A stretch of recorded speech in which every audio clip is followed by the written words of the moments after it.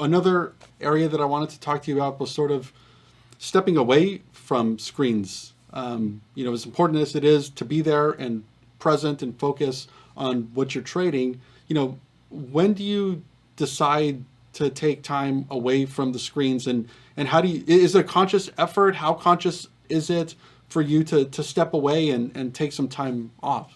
Yeah, I think it has to be a conscious effort, because if you don't like schedule something, you'll probably just go to the screens every single day. So I made a point that when I hit like a certain level monetarily, when I first started, like if I hit this level, I'm just gonna take a vacation for like 3 months. I'm gonna do what I want. Obviously, I hit that level early, 2021, or I was late 2020, I think it was. And I just started booking stuff. I'm like, I'm gonna go here, I'm gonna go here, I'm gonna go here. Where, now that I did that, and I basically spent the last year like either cruising or going to Mexico or traveling or whatever it was, that was a reason why I got into trading in the first place, was that I wanted free time to do what I wanted when I wanted. And I told myself, if I don't just do it, will I ever do it? Or I'm just gonna keep coming back to my computer every single day. So, when I kind of hit that psychological number, I was like, all right, where are we going? Like, I want to go, I want to celebrate this. And then it just it snowballed, and I'm like, okay, we need to slow down because I'm not at home anymore. But, kind of looking back on that, I would say I'm probably going to do it mostly during the summers now, because Nate even knows this about me. Summers, I'm usually absolutely terrible at trading. I don't know what it is. I think that my theory is that most people are outside anyways, and not a lot of people are in front of their computers, and the market action just isn't as good. At least that's my perception from pre-COVID to when I started. So I always noticed that like November, December, January, February was where I made like 90% of my money every single year. And then during the summer, I'd slowly just give a lot of it back and be just pissed. I'm like, why am I even here? Like, why don't I just go outside? It's so nice out. It's sunny. It's like 100 degrees.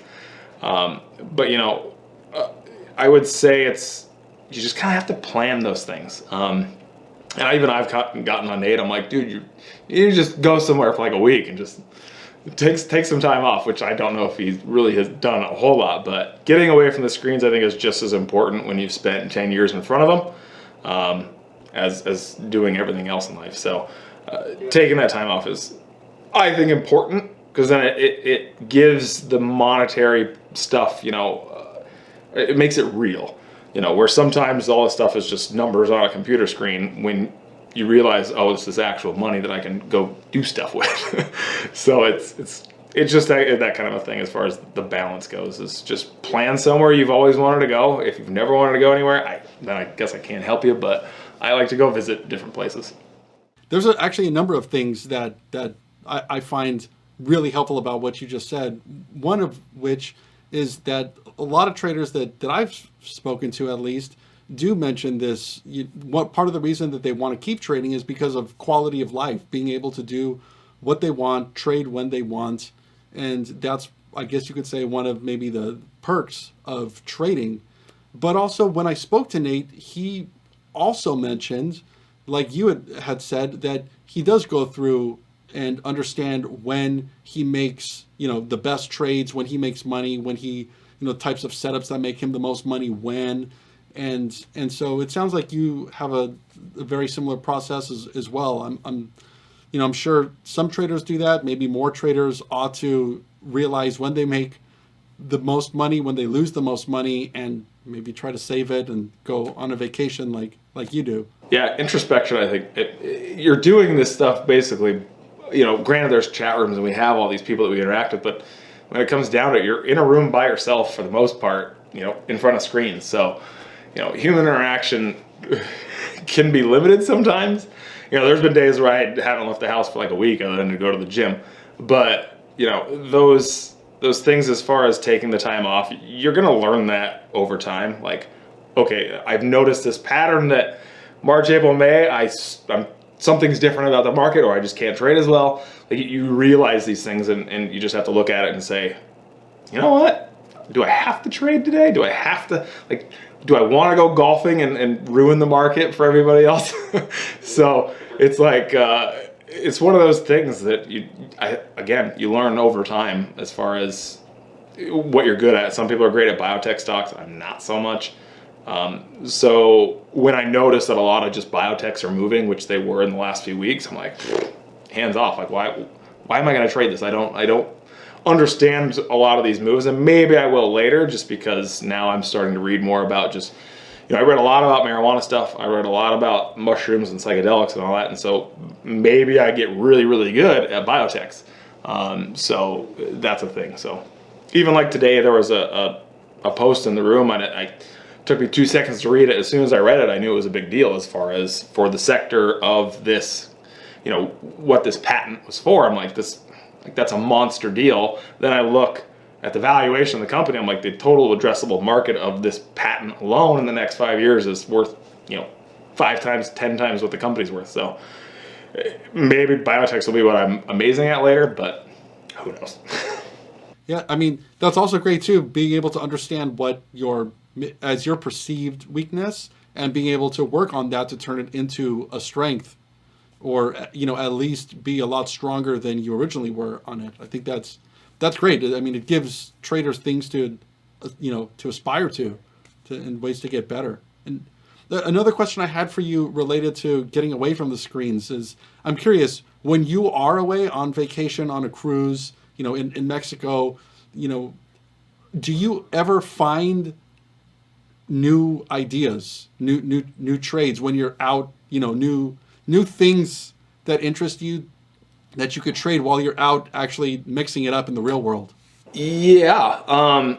So I think a big thing, and I've realized this too, when I go hang out with friends, everybody's got a different world, different things they care about, different interests, So when I go out and hang out with friends and just even meet people on cruise ships or wherever it is, if I have the conversation with the people, if it's something that they're passionate about, just meeting somebody, if I just met you and you start talking to me about something that you like or a passion and I have no idea about it, I'm probably going to listen, as long as you're not talking about, a multi-level marketing scheme, that type of thing. But which is easy to detect for me in about 30 seconds. But, listening to those interests, it can be like, oh, well, this is what is consuming this person's, psyche at the moment in time. And maybe that's something I should look at too, so.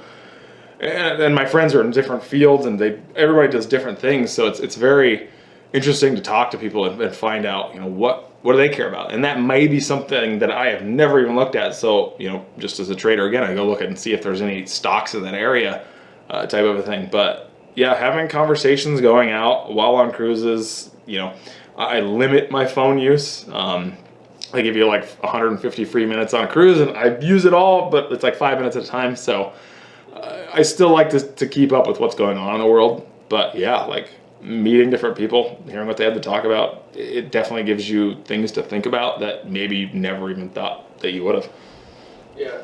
And when you do finally get back to the screens, what's that process like? Do you jump right in? Do you give it some time? Do you have a routine? I think I've done it a few times here and there. So if I know that I'm coming back and if I leave again in a week or 2 weeks, I generally don't focus as much. Like I'll just feel like, oh, whatever, maybe I'll set some price alerts. But like on this, after getting back on this last one, I know I'm going to be home for a duration of time.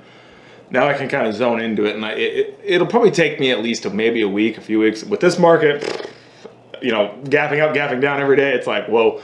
So it's hard to really like zone in on something, but it usually takes like a day or two, maybe 3 or 4, for me to like kind of get like a hone as far as reading the chat room and just seeing where the interest is in the market.